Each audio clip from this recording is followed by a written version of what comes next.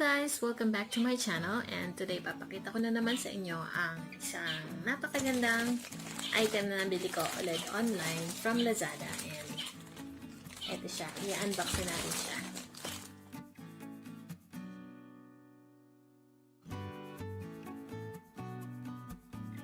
So, eto siya ngayon, actually tatlo yan, kaya lang binigay ko na sa mother ko yung isa.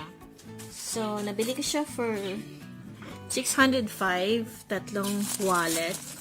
And makikita nyo, medyo mahaba, medyo malaki siya. Pwede yung ilagay yung smartphone, and marami siyang available na colors. Ang pangalan ng seller is Grace Fashion. I think Grace Korean Fashion. Yes, Grace Korean Fashion. And buksan natin. So, tingnan natin kung maganda nga ba siya talaga. So, ganyan siya nakapack after kong inalis sa package. And eto siya. Yung color niya is same pa rin naman. Para siyang fuchsia pink. And malaki siya. And pag binuksan mo siya sa loob, eto siya. Maganda naman ang pagkakatahi niya. And pag tinignan mo yung loob, ano siya, dark brown. Para din similar dun sa nabibili sa SM na wallet. Tapos meron siyang dito kasi may strap pa siya. And ito yung pocket niya. So 1, 2, 3, and talagyan na ng cards. Meron pa din dito sa kapila. So marami siyang lalagyan ng mga paper bills and cards and pictures as well. Madali naman buksan yung zipper niya, walang effort buksan. Ito yung pinaka strap niya. So ayan.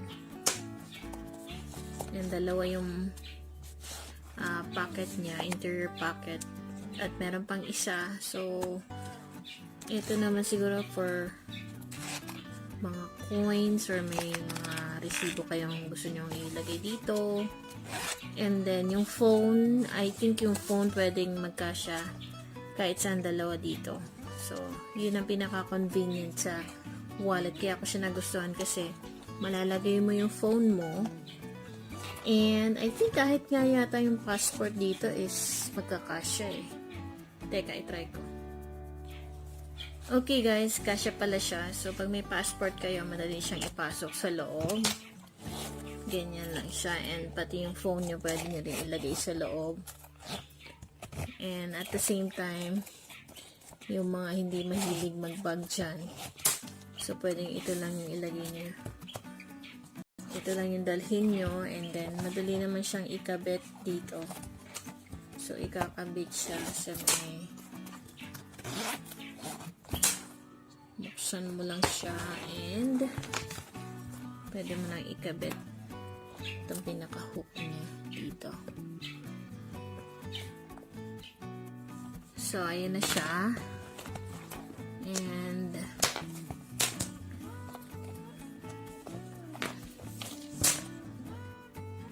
yung color niya is hindi naman nagbago.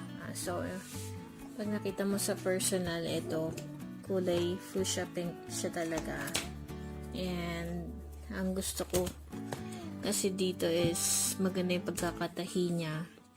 And, hindi siya mukhang 200 pesos lang. So, tatlo kasi ang binili ko. So, for 3 pieces, divided by 3, kasama na yung shipping fee doon.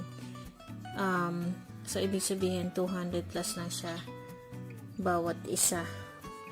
So, kung kunyari seller kayo, pwede mo i-sell to ng more than sa 200 kasi maganda naman ang quality niya. So, satisfied naman ako. And, compare natin siya sa nabili ko sa SM na 350 ang worth. So, ito yung nabili ko sa SM worth 350 siya. Meron din siyang lalagyanan ng mga cards. So, may mga interior pocket siya for the cards. Yan. So, marami din siyang pockets and also for the bills. Meron din. Yun nga lang, hindi magkakasya ang smartphone na size 6 by 3 inches. So, eto siya. Hindi naman magkakasya dito ang, let's say, yung passport. Hindi siya magkakasya. So, puro coins lang talaga. Wala siyang zipper dito. Pero mas mahal ito for 350 pesos. So, ayun. Kulay black siya. Tapos, meron din siyang wrist strap. And ganito ang quality niya.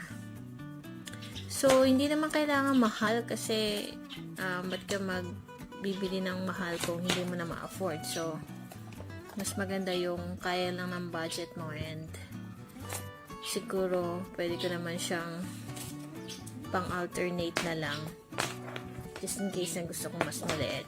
So, pag i-check mo siya is ganito ang difference nila sa size. So, kung akong tatanungin nyo, winner itong nabili ko kasi mas malaki siya, kasya ang passport, kasya yung smartphone, and pwede rin paglagyan ng mga coins. And for sure, hindi kayo magsisisi pag nabili nyo yung ganitong klase. By the way, hindi ito sponsored ng Grace Fashion, Korean Grace Fashion na online store. Napakita ko lang kung gaano kagusto yung nabili kong wallet sa kanila. So, if you ask me, highly recommended ito. Lalo na dun sa mga gustong bumili ng hindi masyadong mahal na wallet. At maganda rin siyang pang regalo. So, thank you so much and have a great day.